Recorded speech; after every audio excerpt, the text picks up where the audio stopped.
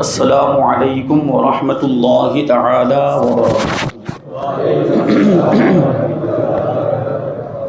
الحمد للہ رب العالمین والعاقبۃ للمتقین والصلاة والسلام علی سید الانبیاء والمرسلین وعلى آلہ واصحابہ اجمعین، اما بعد فاعوذ باللہ من الشیطان الرجیم، بسم اللہ الرحمن الرحیم۔ قل بفضل اللہ وبرحمتہ فبذلک فلیفرحوا هو خیر مما یجمعون۔ صدق اللہ مولانا العظیم وصدق رسولہ النبی الامین المتین الکریم، ونحن على ذلك لمن الشاہدین والشاکرین والذاکرین والحامدین والحمد للہ رب العالمین۔ آئیے ہم اور آپ سب سے پہلے حضور سرور کائنات، فخر موجودات، باعث تخلیق کائنات، احمد مجتبی محمد مصطفیٰ صلی اللہ علیہ وسلم کی بارگاہ اقدس میں درود و سلام کا ہدیہ پیش کریں اور پڑھیں، اللہم صلی علی سیدنا و مولانا محمد معدن الجود والکرم وآلہ الکرام وابنہ الکریم وبارک وسلم، صلاۃ و سلام علیک یا رسول اللہ صلی اللہ تعالی علیہ وسلم۔ عزیزان ملت اسلامیہ، ربیع الاول کا مبارک مہینہ شروع ہو چکا ہے، اور یہ وہ مہینہ ہے جو خوشیوں کا موسم بہار ہے۔ اس میں رونقیں اور بہاریں، بلکہ دنیا کی ساری رونقیں اور بہاریں اسی مہینے کے صدقے میں ہیں۔ اور اس مہینے میں ایک دن ایسا ہے جس کو ہم عید میلاد النبی کہتے ہیں، اور یہ عید ایسی ہے کہ ساری عیدیں اس پر قربان ہو جائے، کیونکہ اس دن نبی پاک صلی اللہ علیہ وسلم دنیا میں تشریف لائے، اور حضور کے صدقے میں تو ساری عیدیں ملی ہیں۔ یہ عید الفطر، عید الاضحیٰ، یہ حضور کے قدموں کی برکت سے ملی۔ اگر حضور نہ ہوتے تو کوئی عید نہ ہوتی، حضور نہ ہوتے تو یہ رونقیں نہ ہوتی، حضور نہ ہوتے تو یہ بہاریں نہ ہوتی، حضور نہ ہوتے تو ہمیں نعمتیں نہ ملتی، حضور نہ ہوتے تو ہمیں یہ دنیا کی آسائش اور دنیا کا آرام نہ ملتا، بلکہ حقیقت تو یہ ہے کہ حضور نہ ہوتے تو یہ دنیا ہی نہ ہوتی۔ اعلیٰ حضرت رضی اللہ تعالیٰ عنہ فرماتے کہ وہ جو نہ تھے تو کچھ نہ تھا، وہ جو نہ تھے تو کچھ نہ تھا، وہ جو نہ ہوں تو کچھ نہ ہو، جان ہے وہ جہان کی، جان ہے تو جہان کی۔ انسان کے اندر جان ہوتی ہے، اور جس انسان کے اندر سے جان نکل جائے پھر وہ بیکار، بے فائدہ، اسے مردہ کہہ دیا جاتا ہے۔ اسی طریقے سے حضور پاک صلی اللہ علیہ وسلم کی ذات بابرکات اس پوری کائنات کی جان ہے۔ اگر حضور نہ ہوتے تو یہ کائنات بیکار ہوتی، یہ کائنات بے فائدہ ہوتی، بلکہ یہ دنیا ہوتی ہی نہیں، بالکل نہ ہونے اور معدوم ہونے کی طرح ہوتی۔ یہ حضور پاک صلی اللہ علیہ وسلم کی شان کہ حضور پاک صلی اللہ علیہ وسلم کے نور کے صدقے میں اللہ تبارک و تعالیٰ نے پوری کائنات کو وجود بخشا ہے۔ بلکہ روایتوں میں آیا کہ اللہ تبارک و تعالیٰ نے پوری کائنات کو پیدا کرنے سے پہلے، ساری چیزیں پیدا کرنے سے پہلے اپنے نبی کے نور کو اپنے نور سے پیدا کیا ہے، اور پھر اس نور سے پوری کائنات کو پیدا کیا۔ تو یہ کائنات وجود میں آئی حضور کے نور کے صدقے میں، حضور نہ ہوتے تو یہ کائنات ہی نہ ہوتی۔ تو اسی مہینے میں حضور پاک صلی اللہ علیہ وسلم کا میلاد ہم مناتے ہیں، محفل میلاد منعقد کرتے ہیں، اس میں حضور پاک صلی اللہ علیہ وسلم کی نعتیں پڑھی جاتی ہیں، اس میں حضور پاک صلی اللہ علیہ وسلم کے اوصاف و کمالات، حضور کی خوبیاں بیان کی جاتی، حضور کی تعریف کی جاتی ہے، اشعار کی شکل میں حضور کی تعریف بیان کی جاتی ہے، بیانات کی شکل میں حضور کی تعریف ہوتی ہے۔ اسی طریقے سے اور قصیدے بھی پڑھے جاتے آتے ہیں اور بہت ساری چیزیں ہوتی ہیں، نیازیں تقسیم کی جاتی ہے، یہ خوشیاں منانے کے مختلف طریقے، حضور پاک صلی اللہ علیہ وسلم کا میلاد منانے کے مختلف طریقے۔ عید میلاد النبی یہ کیسا دن ہے؟ حضور کی ولادت کا دن 12 ربیع الاول، یہ وہ دن ہے کہ جب حضور پاک صلی اللہ علیہ وسلم دنیا میں تشریف لائے تھے۔ جب حضور پاک صلی اللہ علیہ وسلم پیدا ہوئے تو کائنات کا ذرہ ذرہ خوشیاں منا رہا تھا، اور صرف زمین والے ہی نہیں بلکہ ملائے اعلیٰ کے مکین یعنی فرشتے بھی خوشیاں منا رہے تھے، اور فرشتے بھی درود و سلام کے تحفے پیش کر رہے تھے، اور فرشتے بھی آپس میں ایک دوسرے کو مبارکبادیاں دے رہے تھے۔ اگر اس دن کوئی ناخوش تھا، اگر اس دن کوئی نامراد تھا تو وہ شیطان مردود تھا۔ شیطان مردود اس دن رو رہا تھا، اس دن چلا رہا تھا، اور گھاٹیوں میں پہاڑیوں میں اپنا منہ چھپا رہا تھا اور روتا جا رہا تھا، اور وہ یہ کہتا جا رہا تھا کہ آج وہ پیدا ہو گیا، آج رسول کائنات پیدا ہو گئے، اور ان کی آمد کی وجہ سے اب ظلم و ستم کے دروازے بند ہو جائیں گے، ان کے آ جانے کی وجہ سے اب کفر و شرک ختم ہو جائے گا، اور ان کی آمد کی برکت سے اللہ تبارک و تعالی گناہ گاروں کی بخشش فرما دے گا۔ حضور پاک صلی اللہ علیہ وسلم کی آمد ہی یہ مبارک موقع ہے کہ اللہ تبارک و تعالی نے ہمیں سب سے بڑی نعمت عطا فرما دی۔ حضور پاک صلی اللہ علیہ وسلم کی ولادت یہ نعمت عظمیٰ ہے، یہ اللہ تعالیٰ کی سب سے بڑی نعمت، اس سے بڑی کوئی نعمت ہو ہی نہیں سکتی ہے۔ تو شیطان اس دن رویا تھا، شیطان اس دن چلایا تھا، اور وہ اپنی بد نصیبی پر رو رہا تھا، حرما نصیبی پر رو رہا تھا، بدبختی پر رو رہا تھا۔ علامہ ابو القاسم سہیلی رضی اللہ تعالیٰ عنہ کہتے ہیں کہ ان ابلیس لعنہ اللہ رن 4 رنات، کہ ابلیس 4 مرتبہ بہت چلا چلا کر رویا ہے، واویلا کر کے رویا ہے، اور 4 مرتبہ کب رویا؟ رنت حین لعنا، جب اس کو ملعون قرار دیا گیا، جب اس پر اللہ کی لعنت برسی، جب اس کو اللہ کی بارگاہ سے نکال دیا گیا، بارگاہ الہی سے اس کو ہانک دیا گیا، اس وقت وہ چلا کر رویا تھا۔ وَرَنَّةٌ حِينَ أُهْبِطَ، اور ایک مرتبہ وہ اس وقت چلا کر رویا تھا جب اسے بلندی سے پستی کی طرف پھینک دیا گیا تھا،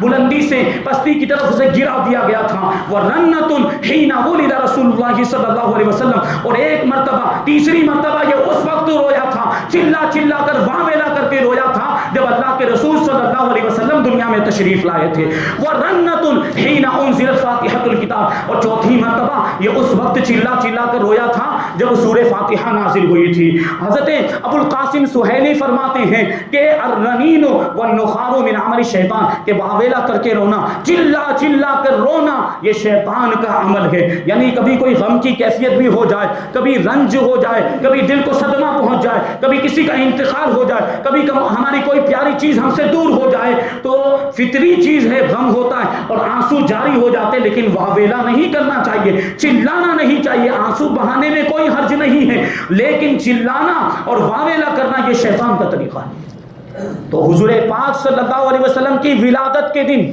شیطان کے سوا ہر کوئی خوشیاں منا رہا تھا۔ وہ شعر مشہور ہے، نثار تیری چہل پہل پر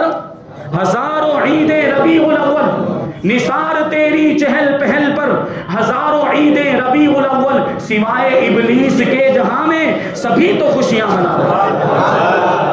ہیں۔ سب کون ہیں اور ابلیس کے طریقے پر کون؟ سب خوشیاں منا رہے، فرشتے بھی خوشیاں، جن و انس، چرند پرند، بلکہ بے جان چیزوں نے بھی خوشیاں منائی ہے۔ حضور پاک صلی اللہ علیہ وسلم کی ولادت پر بے جان چیزوں نے بھی خوشیاں منائی ہیں، تو ہم ان لوگوں میں شامل ہیں جنہوں نے حضور کی ولادت پر خوشیاں منائی، اور جو خوشیاں نہیں مناتے ان کو خود اپنا محاسبہ کرنا چاہیے کہ وہ کس کے طریقے پر ہیں، کیونکہ خوشی کس نے نہیں منائی تھی؟ ناخوش کون ہوا تھا؟ ابلیس ہوا تھا۔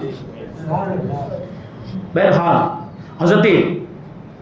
احمد ابن زینی دہلان سیرت النبویہ کے اندر یہ لکھتے ہیں، شیطان کا اس وقت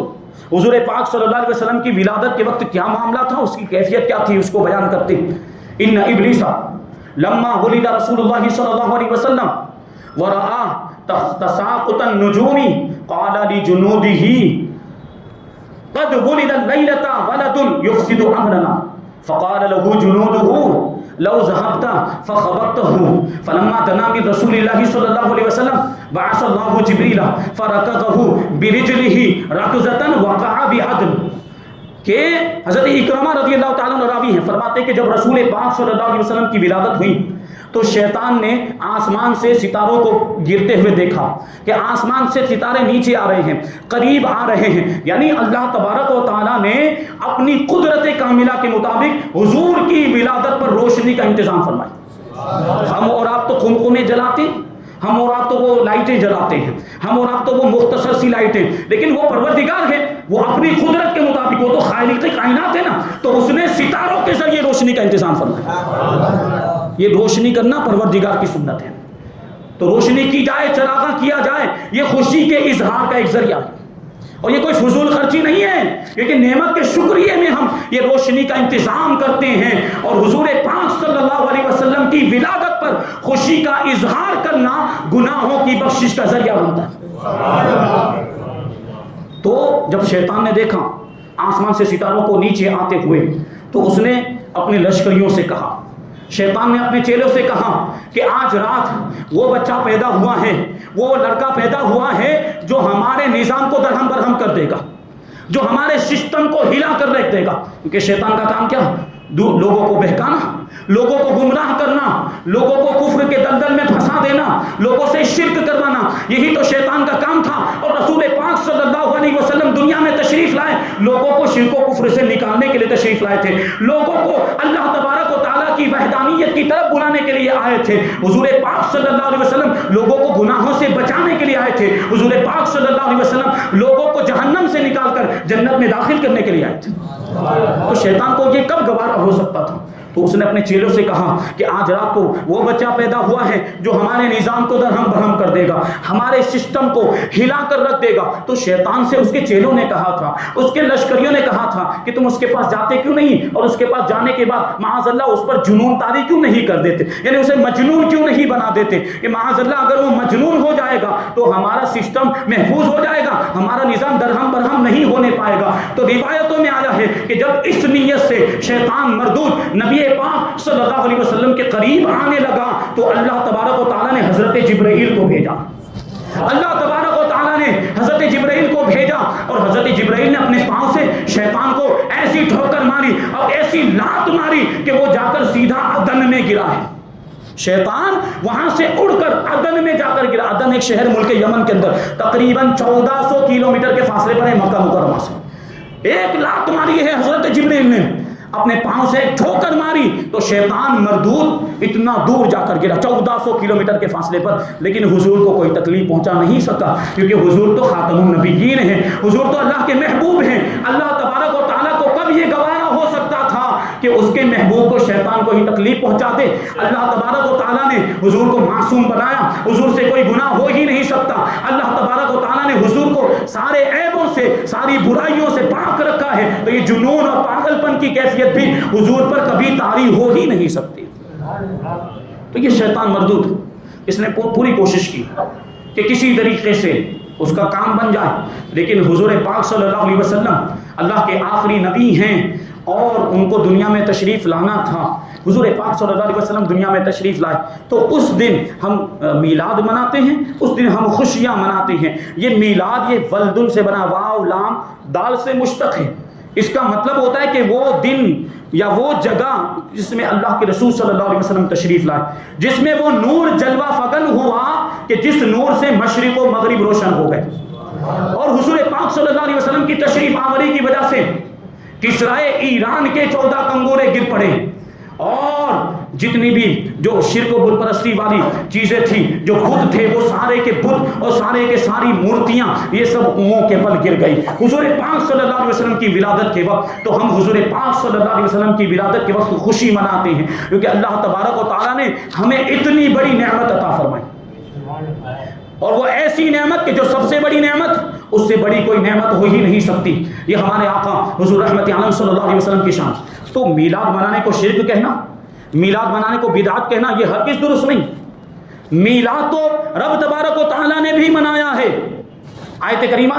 کہ وَإِذْ أَخَذَ اللَّهُ مِيثَاقَ النَّبِيِّينَ لَمَا آتَيْتُكُم مِّن كِتَابٍ وَحِكْمَةٍ ثُمَّ جَاءَكُمْ رَسُولٌ مُصَدِّقٌ لِّمَا مَعَكُمْ لَتُؤْمِنُنَّ بِهِ وَلَتَنصُرُنَّهُ، کہ یاد کرو جب اللہ تبارک و تعالیٰ نے عالم ارواح میں نبیوں سے وعدہ لیا تھا، نبیوں سے عہد لیا تھا، کیا فرمایا؟ وَإِذْ أَخَذَ اللَّهُ مِيثَاقَ النَّبِيِّينَ لَمَا آتَيْتُكُم مِّن كِتَابٍ، کہ میں نے تم کو کتاب بھی عطا کی، میں نے تم کو حکمت بھی عطا کی، علم بھی عطا کیا، پھر تمہارے پاس ایک عظمت والا رسول آئے گا تو تم ضرور اس پر ایمان لانا اور ضرور اس کی مدد کرنا۔ یہ حضور کی ولادت کا اور حضور کے دنیا میں تشریف لانے کا ذکر نہیں تو اور کیا ہے؟ اسی کو تو میلاد کہا جاتا ہے۔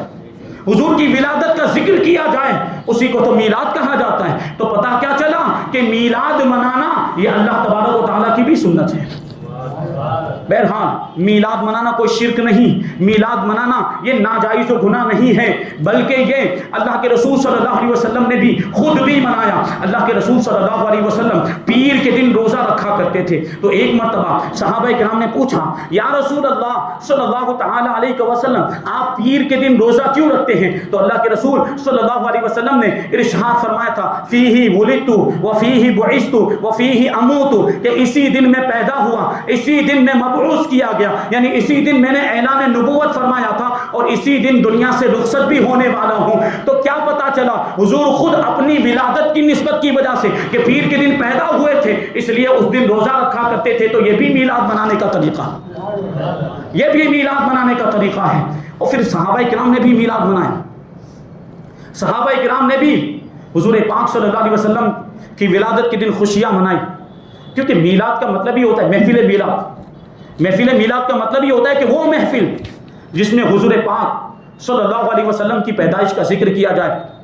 حضور کی ولادت باسعادت کا ذکر کیا جائے، حضور کے اوصاف و کمالات بیان کیے جائیں، حضور کی نعتیں پڑھی جائیں، حضور پاک صلی اللہ علیہ وسلم کی خوبیاں بیان کی جائیں، قصائد پڑھے جائیں، اشعار کی شکل میں حضور کی تعریف کی جائے، اسی کا تو نام محفل میلاد ہے۔ اور ہم یہی سب کرتے ہیں، نیاز کا انتظام ہوتا ہے، فاتحہ خوانی ہوتی ہے، اور بھی بہت ساری چیزیں، ہم مال و دولت کو خرچ کرتے ہیں، اور یہ شرک و بدعت نہیں بلکہ اللہ تبارک و تعالیٰ خود قرآن مجید کے اندر ارشاد فرماتا ہے، قل بفضل اللہ وبرحمتہ فبذلک فلیفرحوا، کہ اے محبوب آپ فرما دیجئے کہ اللہ کے فضل پر اور اللہ کی رحمت پر انہیں چاہیے کہ وہ خوشیاں منائیں، کیونکہ یہ چیز اس مال و دولت سے بہتر ہے جو وہ جمع کیا کرتے ہیں۔ جو لوگ اپنے گھر میں مال و دولت کو جمع کر کے رکھتے ہیں، محفل میلاد میں اگر مال خرچ کیا جائے، محفل میلاد پر خوشی کا اظہار کر دیا جائے تو وہ جمع کیے ہوئے مال و دولت سے بھی بہتر ہے۔ تو اللہ تعالیٰ نے کیا فرمایا کہ اللہ کے فضل پر اور اللہ کی رحمت پر خوشیاں منانی چاہیے، خوشی کا اظہار کرنا چاہیے۔ تو اللہ کی نعمتوں پر خوشی کا اظہار اور اللہ کی نعمت کا بھی اظہار ہونا چاہیے، اس کو تحدیث نعمت کہا جاتا ہے۔ اللہ تعالیٰ نے ارشاد فرمایا کہ وَأَمَّا بِنِعْمَتِ رَبِّكَ فَحَدِّثْ، کہ اللہ تبارک و تعالیٰ کی نعمت پر، اللہ تبارک و تعالیٰ کی نعمت کا، اپنے رب کی نعمت کا چرچا کرو، اپنے رب کی نعمت کا چرچا کرو۔ ہاں دوسری نعمتوں کے معاملات جو جیسے مال و دولت وغیرہ ہے تو وہ چرچا یعنی نعمت کا اظہار ہونا چاہیے لیکن بڑائی نہیں ہونی چاہیے۔ مال و دولت جیسے بنگلہ گاڑی کار سب کچھ آ گیا ہے تو دکھاوے کے طور پر نہیں ہونا چاہیے، یہ دیکھو ہم کتنے بڑے بن گئے، ہم کتنے بڑے مالدار، یہ نہیں۔ ہاں اللہ کی نعمت کی اظہار کی نیت ہے کہ اللہ نے ہمیں جو نعمت عطا کی اس کا اظہار کر رہے ہیں، اچھے کپڑے پہن رہے ہیں اور اچھا لباس پہن رہے ہیں، اچھا کھا پی رہے ہیں، گاڑی آ گئی، کار آ گئی، بنگلہ آ گیا، سب آ گیا، یہ نعمت کے اظہار کے طور پر ہے تو کوئی حرج نہیں، لیکن اس میں بڑائی نہیں آنی چاہیے کہ تکبر آ جائے، گھمنڈ آ جائے تو وہ تو پھر گناہ کبیرہ ہے اور اس کی وجہ سے کبھی کبھی نعمتیں چھن بھی جاتی۔ لیکن ایک نعمت ایسی جو سب سے بڑی نعمت ہے وہ رسول پاک صلی اللہ علیہ وسلم کی ذات ہے، اس پر ہمیں کتنا اظہار کرنا چاہیے، اس پر ہمیں کتنی خوشی منانی چاہیے۔ جب عام نعمتوں پر اللہ تبارک و تعالیٰ خوشی کا اظہار کرنے کا حکم دے رہا ہے اور نعمت کا چرچا کرنے کا حکم دے رہا ہے تو رسول پاک صلی اللہ علیہ وسلم کی ولادت تو سب سے بڑی نعمت ہے، اس پر ہمیں کتنا چرچا کرنا چاہیے، اس پر ہمیں کتنا خوشی کا اظہار کرنا چاہیے۔ اسی وجہ سے تو ہم خوشیاں مناتے ہیں۔ ہمارے امام کہتے ہیں رہے گا یوں ہی ان کا چرچا رہے گا، رہے گا یوں ہی ان کا چرچا رہے گا، پڑے خاک ہو جائیں جل جانے والے۔ اور تو گھٹائے سے کسی کے نہ گھٹا ہے نہ گھٹے، تو گھٹائے سے کسی کے نہ گھٹا ہے نہ گھٹے، جب بڑھائے تجھے اللہ تعالیٰ تیرا۔ جب خود پروردگار نے ہمارے نبی کے ذکر کو بلند کیا، جب خود اللہ تعالیٰ نے ہمارے نبی کے چرچے کو بلند کیا کہ اولین اور آخرین حضور کا ذکر کر رہے ہیں، تو یہ آج کل کے چند گنتی کے لوگ نبی کے ذکر کو بند کرنے کی ہزار کوشش کر لے، نبی کا ذکر بند نہیں ہو سکتا، نبی کا ذکر بند نہیں ہو سکتا۔ حضور کا ذکر جب سے دنیا بنی ہے ہو رہا ہے، اور جب تک دنیا قائم رہے گی حضور کا ذکر ہوتا ہی رہے گا، بلکہ میدان قیامت میں بھی تمام اولین اور آخرین حضور کی تعریف کر رہے ہوں گے، اور اسی کو تو مقام محمود کہا جاتا ہے۔ یہ حضور کی شان۔ بہرحال عرض یہ کر رہا تھا کہ صحابہ کرام کا بھی یہ معمول تھا کہ حضور پاک صلی اللہ علیہ وسلم کی شان میں قصیدے پڑھتے تھے، اور حضور پاک صلی اللہ علیہ وسلم کی ولادت کا ذکر بھی کرتے ہیں۔ آپ کو وہ واقعہ یاد ہوگا کہ جب حضور پاک صلی اللہ علیہ وسلم ہجرت کر کے مکہ مکرمہ سے مدینہ منورہ تشریف لائے، بنو سلمہ کے محلے سے ہوتے ہوئے ایک جلوس کی شکل میں رسول پاک صلی اللہ علیہ وسلم مدینہ منورہ کے اندر پہنچے، اور جیسے ہی مدینہ منورہ میں رونق افروز ہوئے، بنو نجار کی بچیاں وہ دف بجا بجا کر انہوں نے اشعار پڑھتے ہوئے حضور پاک صلی اللہ علیہ وسلم کا استقبال کیا۔ وہ اشعار بڑے ہی مشہور ہیں۔ کیا کہا تھا ان بچیوں نے؟ طلع البدر علینا من ثنیات الوداع وجب الشکر علینا ما دعا للہ داعی، کہ ہمارے پاس ایک 14ویں رات کا چاند طلوع ہوا ہے، ہم پر ایک 14ویں رات کا چاند تشریف لائے، یعنی حضور پاک صلی اللہ علیہ وسلم کو وہ 14ویں رات کا چاند کہہ رہے ہیں، جو چاند مکمل ہوتا ہے، جس چاند میں کسی طرح کی کوئی کمی نہیں ہوتی۔ انہوں نے حضور پاک صلی اللہ علیہ وسلم کے چہرے مبارک کو 14ویں رات کے چاند سے تشبیہ دی، اور کہا کہ ہم پر 14ویں رات کا چاند طلوع ہوا، ہمارے پاس 14ویں رات کے چاند تشریف لائے، من ثنیۃ الوداع، رخصت کرنے کے لیے جن گھاٹیوں میں جاتے ہیں ان گھاٹیوں سے حضور تشریف لائے، کہ اس وقت مدینہ منورہ کے اندر ایک مخصوص جگہ تھی، وہ گھاٹیاں تھیں، پہاڑوں کے درمیان کے راستے تھے، جہاں کوئی مسافر جب رخصت ہونے لگتا تھا تو لوگ وہاں تک اس کو چھوڑنے کے لیے جاتے تھے، وہاں تک اس کو رخصت کرنے کے لیے جاتے تھے، تو ان گھاٹیوں کو ثنیات الوداع کہا جاتا۔ تو ظاہر سی بات جانے والے وہاں سے جاتے تھے تو آنے والے بھی تو وہیں سے آتے تھے۔ حضور پاک صلی اللہ علیہ وسلم بھی اسی راستے سے تشریف لائے، ثنیات وداع سے تشریف لائے، رخصت والی گھاٹیوں سے تشریف لائے۔ تو اس کی طرف اشارہ کرتے ہوئے بچیوں نے کہا تھا کہ الوداعی گھاٹیوں سے وہ 14ویں رات کا چاند 14ویں رات کا چاند ہمارے پاس تشریف لایا، وجب الشکر علینا، اللہ تعالیٰ نے ہمیں اتنی بڑی نعمت عطا فرمائی تو ہم پر اب شکر ادا کرنا واجب ہے، کہ جب تک کوئی اللہ کی طرف بلانے والا بلاتا رہے گا ہم پر لازم اور ہم پر ضروری ہے کہ ہم رب کا شکر ادا کرتے رہیں۔ کتنی بڑی نعمت کہ حضور کے قدموں کی برکت سے مدینہ منورہ کتنا مقدس ہو گیا۔ ایک وہ وقت تھا کہ اس کو یثرب کہا جاتا تھا، اس کو بیماریوں کا گڑھ کہا جاتا تھا، لوگ اس سے بھاگتے تھے، وہاں کی ہوا لوگوں کو راس نہیں آتی تھی، وہاں آنے کے بعد لوگ بیمار ہو جاتے تھے، اور حضور کے آنے کے بعد یہی مدینہ منورہ ہے کہ اب جس کی مٹی کو خاک شفا کہا جاتا ہے۔ اٹھا کر لاتے کہ نہیں لاتے؟ وہاں کی مٹی اب خاک شفا بن چکی، جہاں پہلے بیماریاں ہوا کرتی تھی، جہاں کی ہوا راس نہیں آتی تھی، آج اس کی مٹی سے لوگوں کو شفا مل رہی ہے۔ یہ حضور کے قدموں کی برکت ہے۔ تو یہ حضور کی ولادت کا ذکر نہیں، حضور کی آمد کا ذکر نہیں ہے کہ حضور تشریف لائے تو خوشیاں منائی جا رہی ہے مدینہ منورہ کے اندر، تو حضور دنیا میں تشریف لائے تب بھی تو خوشیاں منانی چاہیے۔ حضرت حسان بن ثابت رضی اللہ تعالیٰ عنہ، وہ صحابی رسول جن کو بارگاہ رسالت کا شاعر کہا جاتا ہے، جو حضور کی شان میں قصیدے پڑھتے تھے، اور جب کبھی کفار کی طرف سے معاذ اللہ حضور کی ہجو میں، یعنی حضور کی مذمت میں معاذ اللہ کوئی اشعار پڑھتے، کفار حضور کی برائی کرتے تھے اشعار کی شکل میں، تو حضرت حسان بن ثابت رضی اللہ تعالیٰ عنہ اشعار کی شکل میں ان کا جواب دیا کرتے تھے، اور حضور فرماتے بھی تھے کہ اے پروردگار، روح الامین کے ذریعے سے حسان بن ثابت کی مدد فرما۔ اور ہوتا کیا تھا؟ دیکھیے، ایک شاعر جو حضور کی تعریف بیان کرتا اس کا مرتبہ بھی کچھ کم نہیں۔ حضرت حسان بن ثابت رضی اللہ تعالیٰ عنہ جب حضور کی بارگاہ میں قصیدے پڑھتے تھے، جب حضور کی نعتیں پڑھتے ہیں، تو حضور پاک صلی اللہ علیہ وسلم کی مسجد نبوی میں حضرت حسان بن ثابت کے لیے منبر رکھا جاتا تھا، منبر بچھایا جاتا، اور اس منبر پر حضرت حسان بن ثابت رضی اللہ تعالیٰ عنہ بیٹھ کر حضور کی شان بیان کرتے تھے، قصیدے پڑھتے تھے، حضور کی نعتیں پڑھتے تھے۔ اللہ کے رسول صلی اللہ علیہ وسلم فرمایا کرتے تھے کہ اللہ تبارک و تعالیٰ اس زبان کو سلامت رکھے جو زبان میری تعریف بیان کرتی ہے، اس زبان کو سلامت رکھے جو زبان میری تعریف بیان کرتی۔ روایتوں میں آیا کہ حضرت حسان بن ثابت کی عمر 120 سال کی ہوئی، لیکن آپ کے سارے دانت سلامت تھے، ایک بھی دانت ٹوٹا نہیں تھا۔ غور کرنے کی ضرورت ہے، حضور نے دعا کس کے لیے کی تھی؟ زبان کے لیے۔ زبان اور دانت الگ الگ ہے کہ نہیں؟ زبان، حضور نے کیا فرمایا کہ اس کی زبان سلامت رہے، کہ جس زبان سے وہ میری تعریف کرتا ہے، تو زبان تو سلامت تھی ہی، اللہ تبارک و تعالیٰ نے حضور کی دعا کے صدقے میں دانتوں کو بھی سلامت رکھا۔ کیوں؟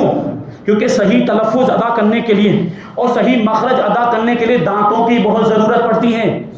اشعار پڑھنے ہیں، حضور کی تعریف بیان کرنی ہے، حضور کی نعتیں بیان کرنی، دانت سلامت ہونا ضروری ہے، تبھی تو صحیح تلفظ نکل پائے گا۔ یہ حضور کی دعا دیکھیں کیسی برکت ظاہر ہوتی ہے، اور جو حضور کی تعریف کرتا ہے اللہ تبارک و تعالیٰ اسے دنیا اور آخرت کی نعمتیں عطا فرما دیا کرتا ہے، اور جو حضور کی عزت پر پہرا دیتا ہے اللہ تبارک و تعالیٰ اس کی عزت میں اضافہ فرما دیا کرتا ہے۔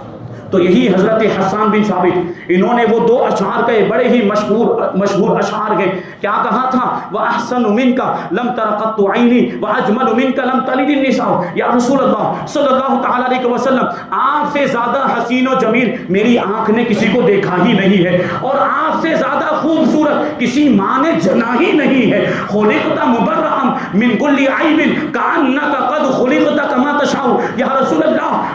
تبارک و تعالیٰ نے آپ کو سارے عیوب سے پاک پیدا کیا ہے، آپ کی ذات میں کوئی عیب نہیں ہے، گویا کہ آپ کو ویسے پیدا کیا گیا جیسے کہ آپ پیدا ہونا چاہتے تھے۔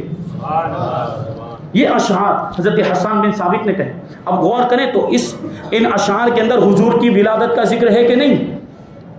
حضور کی پیدائش کا ذکر ہے کہ نہیں؟ یہ میلاد منانا ہوا کہ نہیں؟ حضرت حسان بن ثابت نے بھی میلاد منایا ہے۔ میلاد منانا یہ صحابہ کرام کا طریقہ ہے۔ حضرت عباس رضی اللہ تعالیٰ عنہ حضور پاک صلی اللہ علیہ وسلم کے چچا، ایک مرتبہ انہوں نے قصیدہ لکھا حضور کی شان میں، اور وہ حضور پاک صلی اللہ علیہ وسلم کی بارگاہ میں حاضر ہوئے۔ واقعہ یہ ہے اس کے پیچھے کا کہ جب اسلام کی عظمت کے سامنے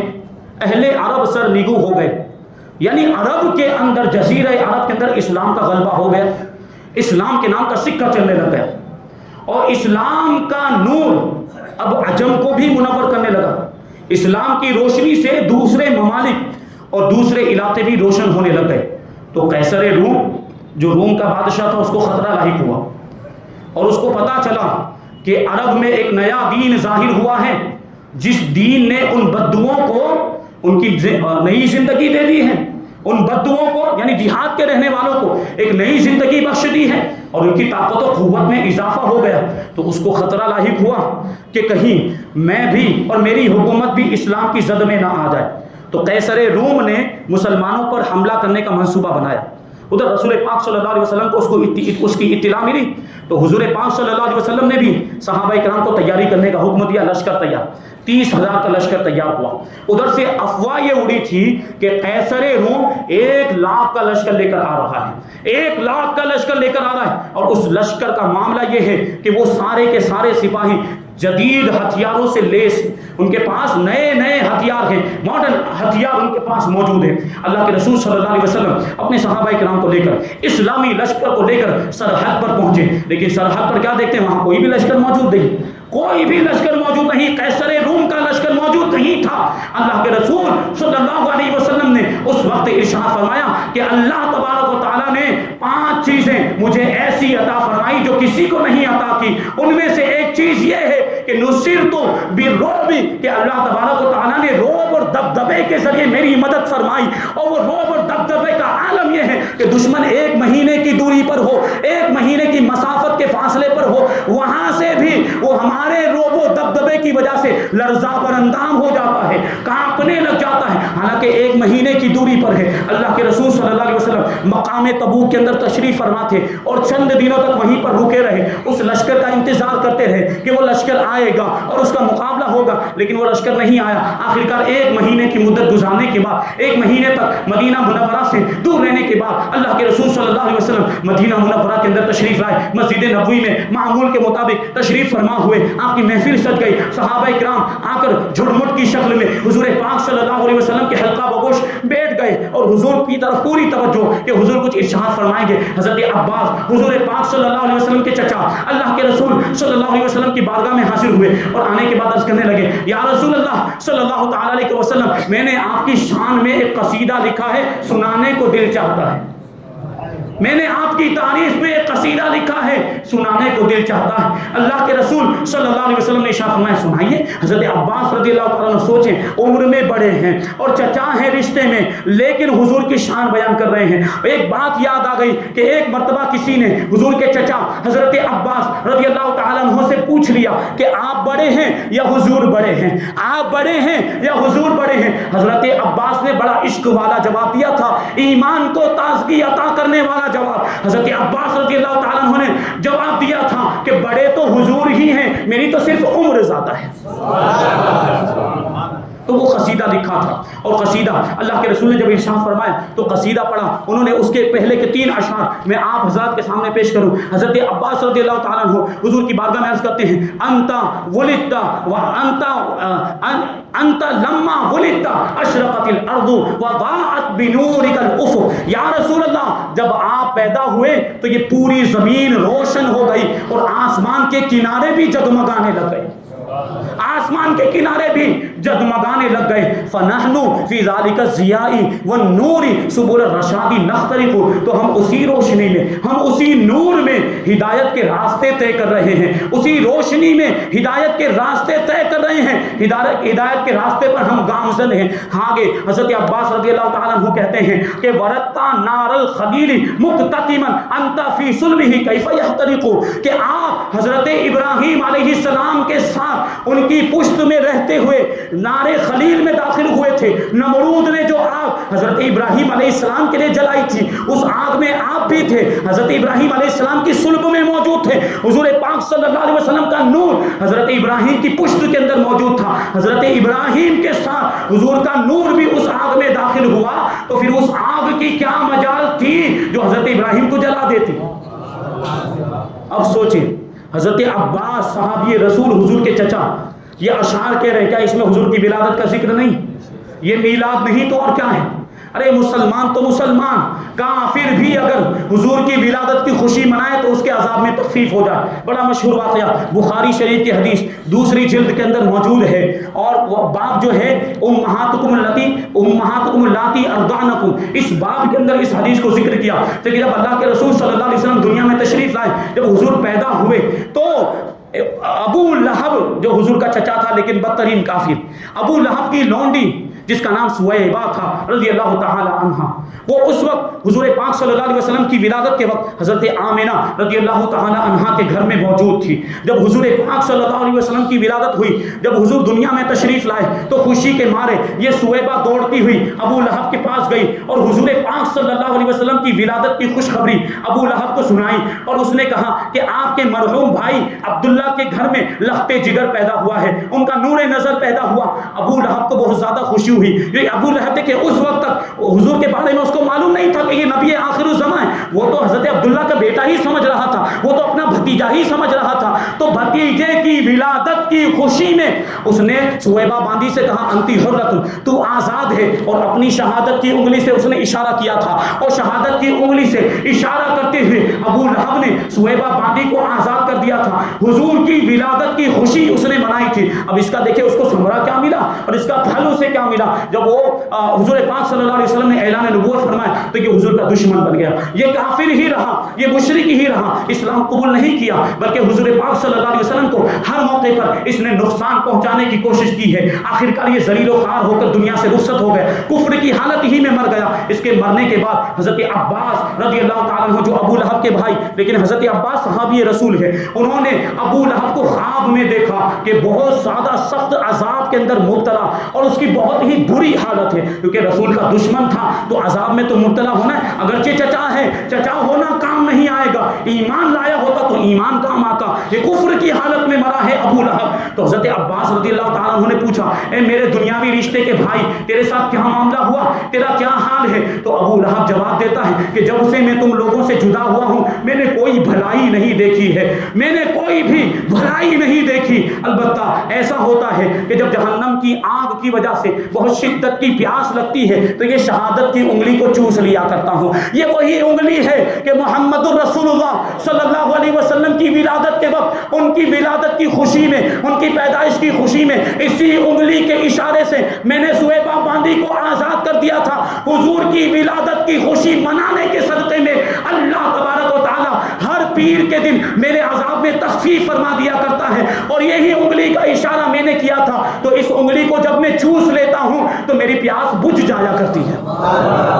وہ کافر و مشرک تھا، وہ حضور کا دشمن تھا، لیکن اس نے حضور کی ولادت کی خوشی منائی تھی، محمد ابن عبداللہ سمجھ کر اس نے خوشی منائی تھی، تو اس کا یہ عمل اللہ تبارک و تعالیٰ نے ضائع نہیں فرمایا، بلکہ اس کی برکت سے اس کے عذاب میں تخفیف ہو رہی ہے اور اس کو راحت مل رہی ہے، جہنم میں اگرچہ ہے لیکن اس کو اس ایک خوشی منانے کی وجہ سے، ولادت کی خوشی منانے کی وجہ سے اس کو سکون مل رہا ہے، اس کو اطمینان مل رہا ہے، اس کی پیاس بجھائی جا رہی ہے۔ ہم تو غلام مصطفیٰ ہیں، وہ دشمن تھا، ہم تو رسول اللہ صلی اللہ علیہ وسلم کے غلام ہیں، اور اس نے محمد ابن عبداللہ سمجھ کر خوشی منائی تھی، ہم تو رسول اللہ سمجھ کر خوشی مناتے ہیں، ہم تو رحمت للعالمین سمجھ کر خوشی مناتے ہیں۔ جب ایک کافر کو انعام سے نوازا جا سکتا ہے، ہم تو ان کے غلام ہیں، ہم تو ان کے عاشق ہیں، اللہ تبارک و تعالی ہمیں نعمتوں سے کیوں نہیں نوازے گا؟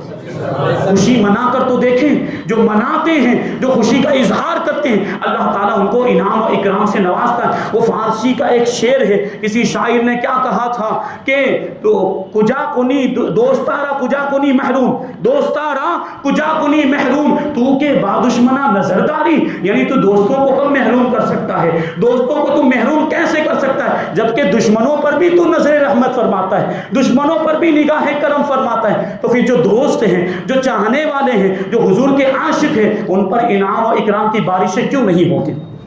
بہرحال یہ حضور پاک صلی اللہ علیہ وسلم کے میلاد کا تذکرہ ہم نے کیا۔ حضور پاک صلی اللہ علیہ وسلم کا میلاد منانا، خوشی کا اظہار کرنا، یہ سنت الہی بھی ہے، سنت رسول بھی ہے، سنت صحابہ بھی ہے، اور صدیوں سے بزرگان دین کا طریقہ بھی ہے۔ یہ آج کل 150-200 سال پہلے کے آئے ہوئے لوگ کچھ بھی کہیں، ان کے کہنے سے کچھ فرق نہیں پڑنے والا، ہم تو بزرگوں کے طریقے پر ہیں، ہم تو صحابہ کے طریقے پر ہیں، اور ہم میلاد مناتے تھے، میلاد مناتے ہیں، انشاءاللہ میلاد مناتے رہیں گے، اور ہم اپنی اولاد کو بھی یہ تعلیم دیں گے کہ وہ بھی قیامت تک نسل در نسل حضور کا میلاد مناتی رہے گی۔ اللہ تبارک و تعالیٰ کی بارگاہ میں دعا ہے کہ جو کچھ بھی بیان ہوا اس پر ہم سب کو عمل کرنے کی توفیق عطا فرمائے، حضور پاک صلی اللہ علیہ وسلم کی سچی پکی محبت ہم سب کے دلوں میں پیدا فرمائے، اور شریعت کے دائرے میں رہ کر حضور پاک صلی اللہ علیہ وسلم کا میلاد منانے کی ہم سب کو توفیق عطا فرمائے۔ احکام اسلام، شریعت مصطفیٰ، سنت رسول اللہ صلی اللہ علیہ وسلم پر ہم سب کو عمل کرنے کی توفیق عطا فرمائے۔